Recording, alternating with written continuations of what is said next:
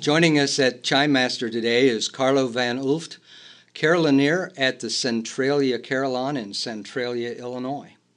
And Carlo is here to try out our practice keyboard. We have made some recordings earlier using a Chime Master electronic Carillon as a sound source, but now we have plugged it into an inexpensive MIDI keyboard to get the sound. See how that sounds?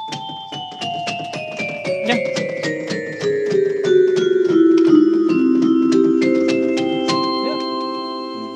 So is that usable as a voice for practicing the Carillon? Sure, yeah. Actually, personally, I like the simple sounds the best, you know, and not the bell sound, because they can be really overwhelming if you're practicing. And especially if you practice for a longer time. If you practice with the real bell sound, that bell sound becomes so massive and it becomes tiresome to your ears. It's for the real practice work, you want to have something xylophone-like or very, very, very simple. Actually, it's like practicing organ. You know, if you want to get your notes down, you're not practicing on a full plenum. You're practicing on a flute or something like that. Fewer harmonics, the better. Oh, yeah. The simpler and the cleaner the sound, the easier it is. And so that's why I prefer the very simple sounds, actually, for practicing. Can you share for us your first impressions of the practice keyboard?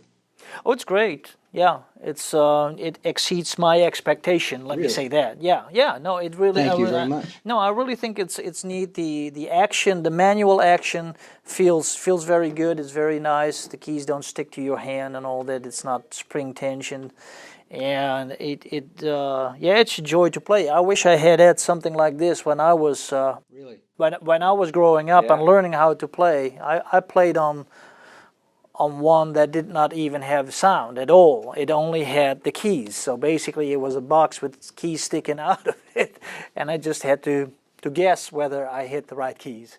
So, you know, no, but this is really, I think, for the purpose that you designed it for the students and for people that have no direct access but want to maintain proficiency. I think this is an ideal project. Ideal instrument to have, especially considering the price that you're offering it for. Yeah. Well, how about the scale of the instrument and the spacing of the keys aren't quite the same as what you have at Centralia? Does that pose any difficulty, either having not enough pedals, not enough batons, or the batons being too close together? The general scaling of the instruments, so like in Centralia I have the North American standard, which has been in use in the US for between 80-some and 82 or so, I believe, and 2005, something like that. It's slightly, I mean, very slightly different than what this one is. But I don't have any trouble adjusting, and I think that's also a little bit, it belongs to being a carillon player or being an organist. No, not one carillon is the same, not one organ is the same, so it comes with the profession that you learn. You should be able to adjust to minor differences. And no, this is great, and this is 4 octaves, and that's probably, for practice purposes, it's plenty.